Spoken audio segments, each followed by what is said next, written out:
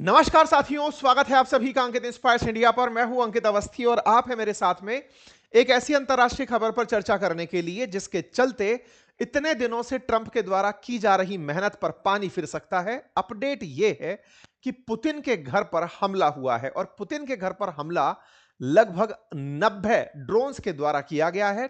आरोप है कि यह सारा किया धरा यूक्रेन का है और इस बात पर रूस की प्रतिक्रिया है कि अब हम तय करेंगे कि हमें करना क्या है। यह बात इसलिए मायने रखती है कि जहां एक और विटकॉफ और कुशनर मिलकर के ट्रंप के कहे अनुसार जेलेंस्की और पुतिन के बीच में पीस प्लान लिए घूम रहे हैं, 20 सूत्रीय कार्यक्रम बना दिया गया है। उसके बीच में अचानक जेलेंस्की के द्वारा पुतिन के घर पर हुआ यह हमला, जिसका वैश्विक कंडेमेशन हो रहा है। भारत के प्रधानमंत्री के द्वारा भी जिस पर प्रतिक्रिया दी गई है, विश्व के द्वारा जिस पर प्रतिक्रियाएं आ रही हैं, देखने वाली बात यह है कि पुतिन के घर को निशाना बनाकर जेलेंस्की शांति वार्ता से दूर हटना चाहते हैं या फिर वो चाहते ही नहीं हैं कि कभी यूक्रेन का मसला सिद्ध हो, सॉल्व हो, या फिर पुतिन इस मामले में झूठ बोल रहे हैं जैसा कि जेलेंस्की का कहना है। उनका मानना है कि पुतिन हम पर हमला करने का बहाना ढूंढ रहे हैं। आज के सेशन में इन सभी बातों पर चर्चा होगी। चलिए शुरू करते हैं, बताते हैं हेडलाइंस के माध्यम से कि कैसे लिखा जा रहा है कि शांति की उम्मीदें डेंटेड हो गई हैं रशिया पर हुए इस हमले से, क्योंकि रूसी लोग इस बात से बेहद खफा हैं। पुतिन और उनके विदेश मंत्री ने सीधी सीधी धमकियां प्रेषित कर दी हैं। जेलेंस्की जो हाल ही में ट्रंप से मिलकर लौटे और लौटते ही उन्होंने अगर यह कार्य किया है तो क्या इस पर ट्रंप की सहमति थी, और अगर थी तो पुतिन ने ट्रंप को ही फोन पर बतिया दिया कि सुनिए हम पर हमला हुआ है, और हम पर जब हमला हुआ है तो इसकी फिर प्रतिक्रिया होगी, इस पर आप फिर चुप रहिएगा। आपको मैं आज के सेशन में बताऊंगा कि परसों के दिन जब जेलेंस्की ट्रंप से मिले तो बातचीत क्या हुई, कितना पीस प्लान आगे बढ़ा, और रविवार को मिले जेलेंस्की ने सोमवार को यूक्रेन से निकलकर पुतिन पर हमला क्यों कर दिया और उनके घर को निशाना क्यों बना लिया। ऐसे में पुतिन ने ट्रंप से कहा है कि हम पर हमारे घर पर जो हमला हुआ है इसे स्वीकार नहीं किया जाएगा। जब ट्रंप को यह जानकारी दी गई कि पुतिन के घर पर हमला हुआ है तो ट्रंप ने खुद इसे गलत कदम बताया और यूक्रेन के लिए इसे एक वार्निंग बता दिया। ट्रंप ने कहा कि वो इस बात से बेहद नाराज हैं कि यूक्रेन ऐसा कैसे कर सकता है। जेलेंस्की को इस बात की खबर दी गई है कि तुमने ये गलत किया है, और जब इस तरह की हरकतें हो रही हों तो निश्चित ही इस बात की ग्रेविटी, इंटेंसिटी, इन सब को आप और हम फील कर सकते हैं कि ये वो चीजें हैं जिन्हें नहीं करना था। ट्रंप ने साफ कहा कि यही कारण था कि मैंने टॉम हॉक मिसाइलें नहीं दी थी इन लोगों को, क्योंकि ये कहीं ना कहीं रूस के अंदर घुस के गोले चलाते। ये खुद से ड्रोन बना लिए हैं और आए दिन ये गोले लेके अंदर पहुंच जाते हैं। ये नहीं करना था वाली बात है। तो ऐसे में 28 और 29 दिसंबर की रात इकरान में ड्रोन से पुतिन के घर पर हमला होता है और यह हमला आतंकवादी हमला करार दिया जाता है। मैं आपको बता दूं, पुतिन के बहुत से घर, बहुत सी लग्जरी चर्चा में रही हैं। लगभग 1.4 बिलियन डॉलर का उनका मेंशन बताया जाता है, 700 कारों का काफिला, 58 एयरक्राफ्ट, ये तमाम वो खबरें हैं जो सुर्खियों में बनी रहती हैं। उनके कई घरों में दो चर्चित घर हैं। एक घर उनका इस प्रकार से सोची नामक जगह पर बताया जाता है जो कि ब्लैक सी के अंदर है, और एक घर उनका बताया जाता है, पुतिन का घर बताया जाता है बिल्कुल रूस के उत्तर दिशा में, जिसकी तस्वीरें भी बाहर निकल करके आती हैं। कहा जाता है कि पुतिन के जितने भी ये घर बने हुए हैं, इन घरों में जो नोवगोरोड वाला घर है जिस पर पुतिन जनरली निवास करते हैं, उस घर को इन्होंने निशाना बनाया है। सोची और नोवगोरोड में पता नहीं रहता कि पुतिन कहां हैं। पुतिन की सिक्योरिटी इतनी टाइट बताई जाती है कि उनके बारे में यह पता लगाना कि वो कहां हैं, कब हैं, कैसे हैं, ये बड़ा ही रहस्यमय होता है।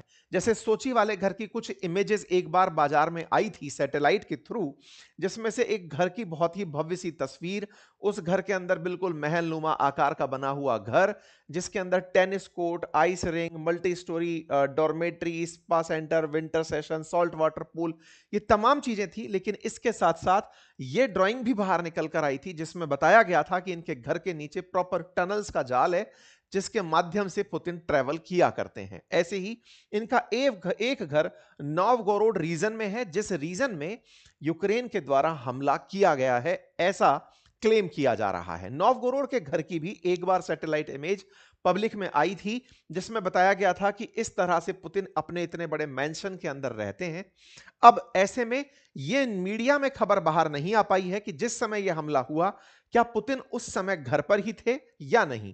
लेकिन हां, सरगेई लैवरोव के द्वारा स्पष्ट रूप से कहा गया है कि हम पर इकरान में लॉन्ग रेंज यूएवीज के थ्रू हमला हुआ है और यह नोवगोरोड रीजन में हुआ है। तो कुल जमा अर्थ यह है कि जब यहां के विदेश मंत्री खुद यह बयान दे रहे हैं कि हमारे ऊपर 91 ड्रोन्स चलाए गए हैं, तो यह निश्चित ही एक ऐसी खबर है जिसका कोई ना कोई सेंस बनता होगा, और जब सेंस बनता होगा तो इस पर सुर्खियां भी आएंगी। रूस की सुर्खियां चलती हैं टेलीग्राम पर, तो हमने टेलीग्राम से इनकी ये सारी सुर्खियां बाहर निकाल कर दी। हमने पता लगाया कि इन्होंने प्रॉपर तरीके से अपना कम्युनिके जारी किया है, जिसमें इन्होंने प्रॉपर मेंशन किया है कि हम पर कैसे कैसे हमला हुआ है, और हमने इस बारे में अमेरिका को अपडेट भी कर दिया है। इन्होंने अपनी तरफ से जारी वीडियो में कहा गया है कि लास्ट नाइट पर हम पर हमला हुआ और इस हमले को हम अपने पर हुए आतंकी हमले के रूप में मानते हैं और इसका हम अपने तरीके से जवाब देंगे। तो भाई साहब, इन महानुभाव ने ऐसी हरकत करी क्यों? जेलेंस्की का बयान क्या? जेलेंस्की ने इसे सीधा सीधा फेक करार दे दिया है। इन्होंने कहा है ये फर्जी बातें हैं, एक भी ड्रोन हमारा निशाने पर नहीं लगा, कोई भी हताहत होने की खबर नहीं है, ये हमारे ऊपर हमला करने की इनकी रणनीति है। ये हमारे ऊपर जबरदस्ती एक प्रेशर क्रिएट कर रहे हैं ताकि ये हम पर हमला कर सकें। इन्हें कीव पर हमला करना है। पूरी तरह से जेलेंस्की ने इसे पुतिन पर डाल दिया कि पुतिन हम पर हमला करना चाहते हैं, इसलिए उन्होंने इस तरह की एक फेक खबर उड़ा दी है। वो हमारे खिलाफ हमला करने की नीति बना रहे हैं। वो चाहते हैं कि शांति वार्ता सही से ना चले। अब समझ ये नहीं आ रहा कि सही कौन है। जेलेंस्की सही है जो पुतिन पर आरोप लगा रहे हैं, कि पुतिन सही है जो ये कह रहे हैं कि हम पर हमला हुआ है। पुतिन कह रहे हैं हम पर हमला हुआ है, तो पुतिन का आरोप है कि जेलेंस्की शांति नहीं चाहते। जेलेंस्की कह रहे हैं कि पुतिन झूठ बोल रहे हैं, हमने कोई हमला नहीं किया है, वो हम पर हमला करने की प्लानिंग बना रहे हैं। देखिए, इतना तो आप और हमको इतने दिनों में समझ में आ चुका है कि जेलेंस्की बहुत ही जिद्दी किस्म के नेता निकल कर आए हैं, और उनकी जिद में ये वीडियोस काफी शेयर हुए हैं जिनमें इन्होंने खुद ड्रोन से घुस करके रूस के अंदर हमले किए हैं। इन्होंने खुद ने वो वीडियो साझा किए हैं जिसमें ड्रोन्स का ट्रक जाता है और रूस के अंदर हमले करता है। यूक्रेन के द्वारा मल्टीपल टाइम्स रिफाइनरीज पर, इवन इनके राष्ट्रपति भवन पर, इवन पुतिन के काफिले पर हमले कराए गए हैं। तो जेलेंस्की का दुस्साहस सबको पता है। जेलेंस्की लगातार जिस तरह से रूस के अंदर हमले करके फिर वापस आकर के अपनी शरणगाह में छुप जाते हैं और फिर कहने लगते हैं कि पुतिन झूठ बोल रहे हैं, ये इनका झूठ इस बार झूठ माना नहीं जाएगा। असल में जेलेंस्की अपनी आदत से पुराने समय से मजबूर रहे हैं और लगातार इस तरह की हरकतें करते रहे हैं कि लोगों को लगा है कि जेलेंस्की सही कह रहे हैं कि उन्होंने हमला कैसे किया होगा। वास्तविकता में खुद ने कई बार ये खुद एक्सेप्ट किया है कि देखो हमने ये टारगेट किया। खैर, जो भी है, फिलहाल के लिए पुतिन को तो झूठ बोलना है नहीं, उनको जेलेंस्की के सामने क्यों ही झूठ बोलना। तो वो बोल चुके हैं हम पर हमला हुआ है तो हुआ है। इस पर आप और हम क्या कर रहे हैं? हम इंतजार कर रहे हैं कि इनका क्या होगा। आप पूछेंगे इनका क्या होगा से क्या मतलब है? देखो, इसको ऐसे समझ सकते हैं।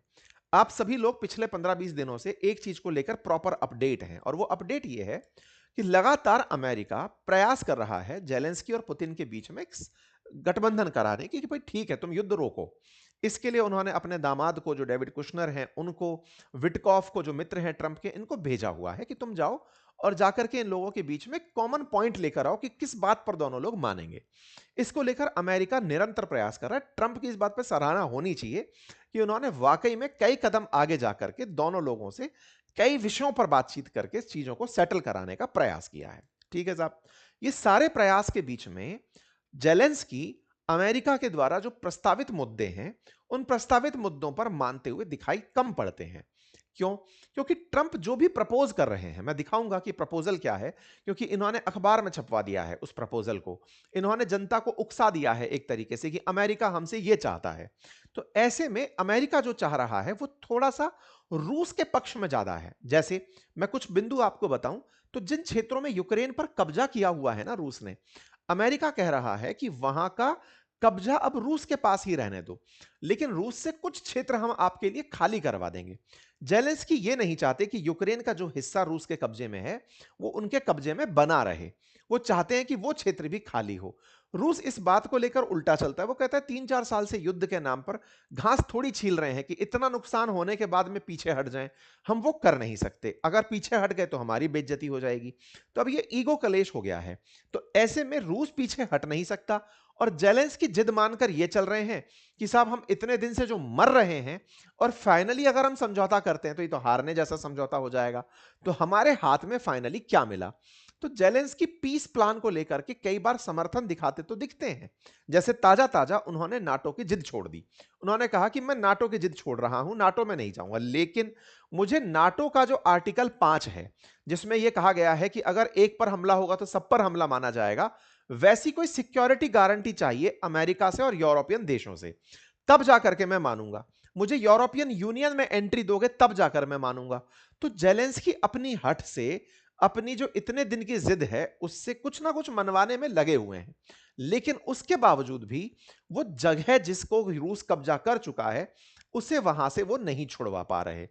ऐसे में जेलेंस्की ने ये स्ट्रेटजी रची कि शांति वार्ता को डीरेल कैसे किया जाए। मैं आपको बता दूं कि ट्रंप के प्लान में ये प्लानिंग भी है कि जैसे ही ये शांति वार्ता संपन्न होती है, दोनों के बीच में एग्रीमेंट होता है, एग्रीमेंट के एग्जीक्यूशन के नेक्स्ट मंथ ही इन्हें इलेक्शन कराना होगा।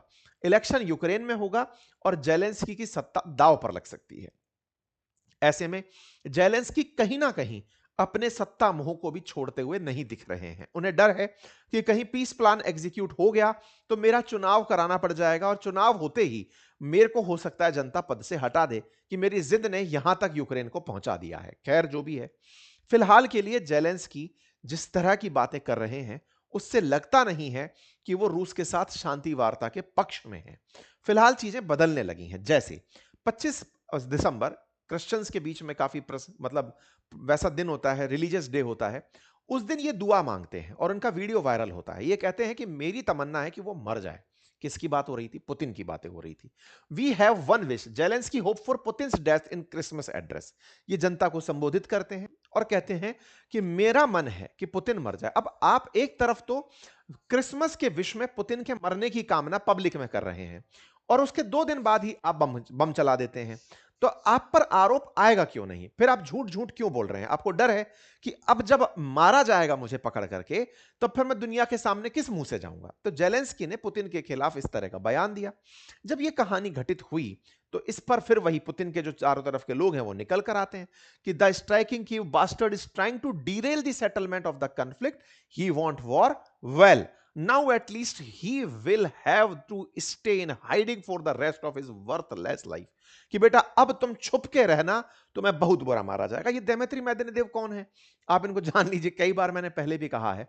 ये रूस के ट्रंप मतलब पुतिन के इस समय के वो सलाहकार हैं जिन्हें अक्सर कहा जाता है कि जो बात पुतिन नहीं बोलते वो ये बोल देते हैं। पहले ये काफी बड़े बड़े पदों पर, प्रधानमंत्री जैसे पदों पर भी रहे हैं। तो इनके बारे में कहा जाता है कि ये कुछ ना कुछ ऐसा जरूर कहेंगे जो पुतिन के पक्ष की बात होगी और रूस की तरफ से बयान देते हैं। तो इन्होंने बयान दिया है, इसका मतलब कहीं ना कहीं चेतावनी की बात है। मतलब पलटवार का वक्त और टारगेट तय है, हमला होगा, रूस अपनी प्रतिष्ठा की रक्षा करेगा। यह बात ट्रंप तक पहुंची।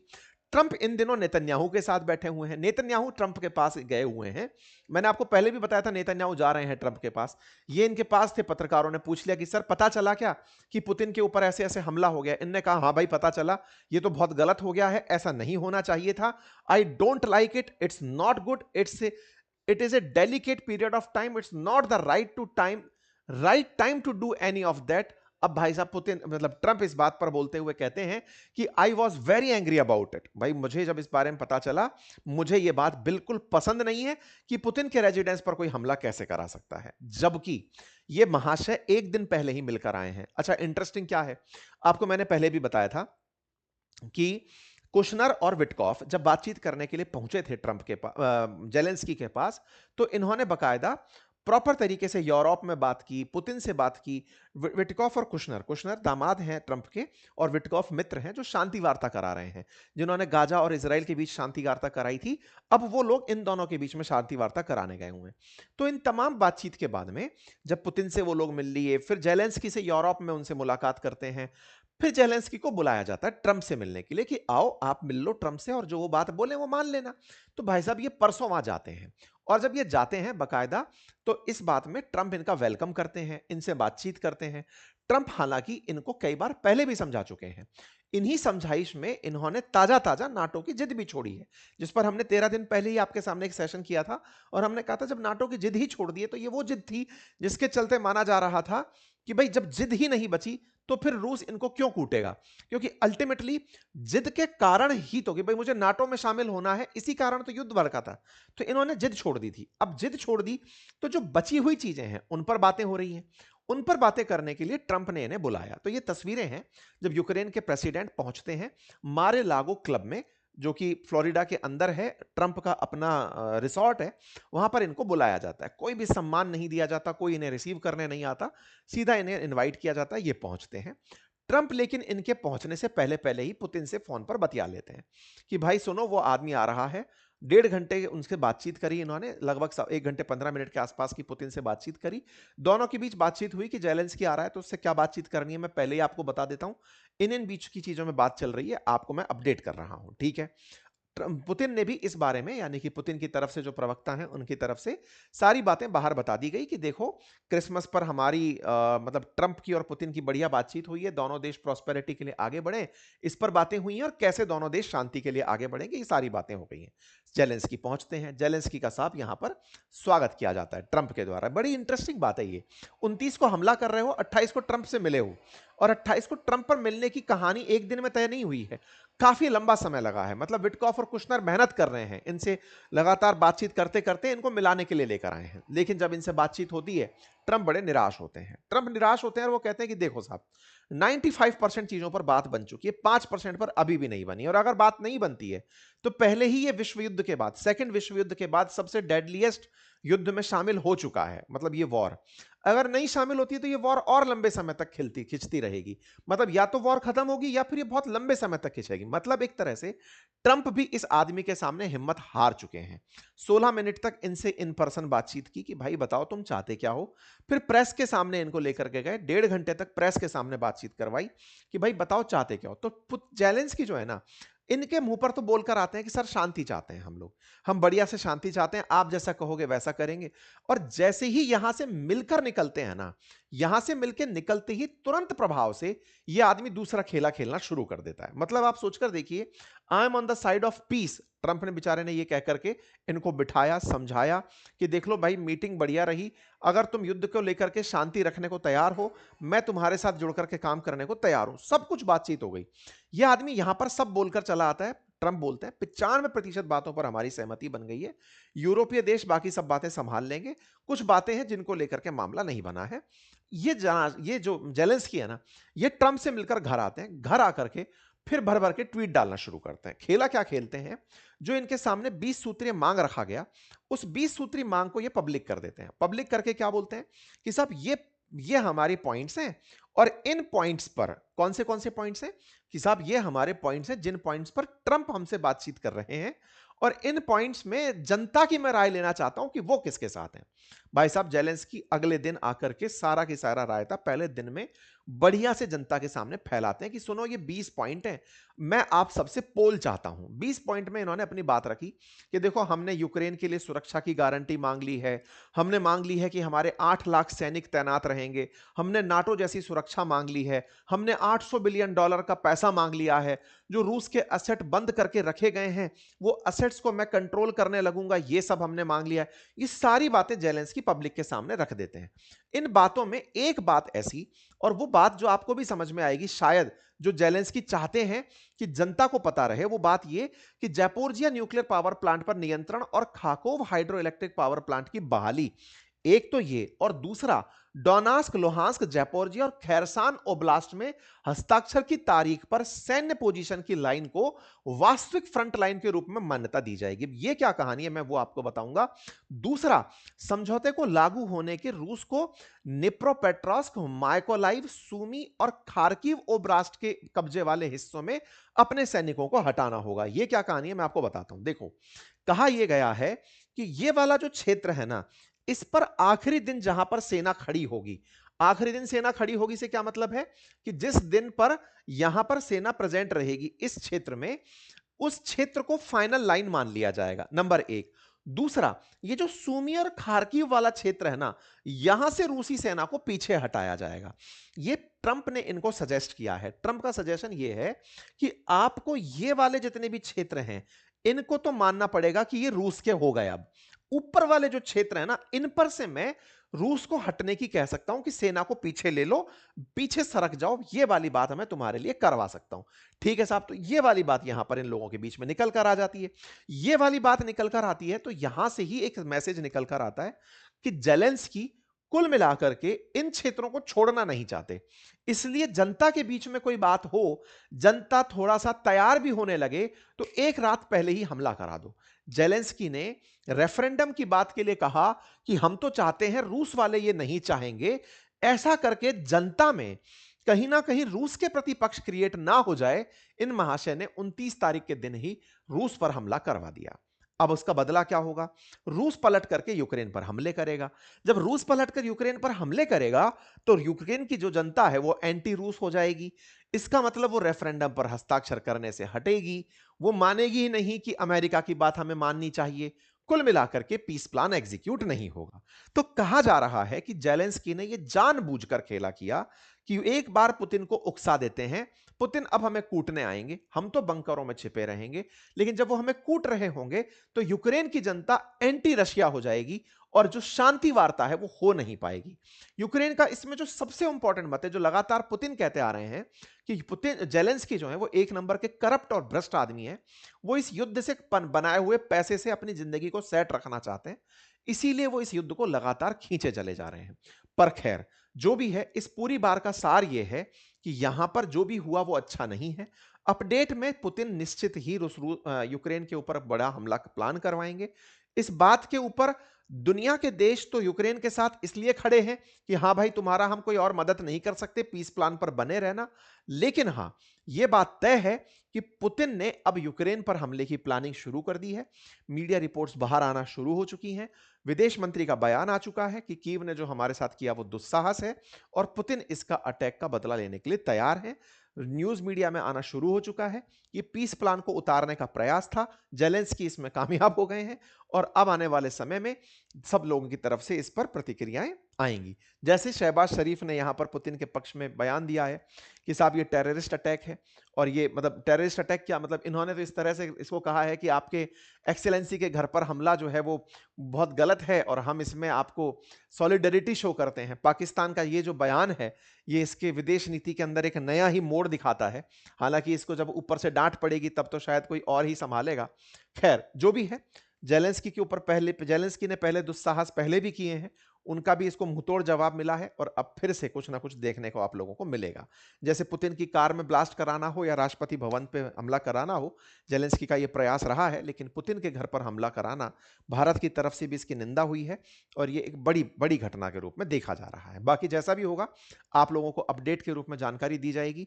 मेरे द्वारा आप लोगों के लिए क्रिप्टो की एक फ्री सीरीज शुरू की गई है बातें बाजार की यूट्यूब चैनल पर, जिसका लिंक मैंने कमेंट बॉक्स में पिन किया है। हिंदी में पूरी सीरीज है, डिटेल में जाकर उसे समझिए, विद प्रैक्टिकल मैंने आपको यहां पर समझाया है। आप जाकर के उसे ज्वाइन कर सकते हैं। और हां, ईयर एंड सेल चल रही है बातें बाजार की और अपनी पाठशाला के सभी कोर्सेज पर, आप उसका लाभ सुनिश्चित कर लें, क्योंकि इसमें हमारी बुक्स पर भी फ्लैट ऑफ आ रहा है। हमारे RAS BPSC तमाम कोर्सेज पर ऑफ है, बातें बाजार की के प्रोडक्ट्स पर ऑफ है। आप सभी ऑफ का लाभ ले सकते हैं। चैनल पर नए हैं तो सब्सक्राइब करें। फिलहाल के लिए इतना ही, बहुत बहुत धन्यवाद।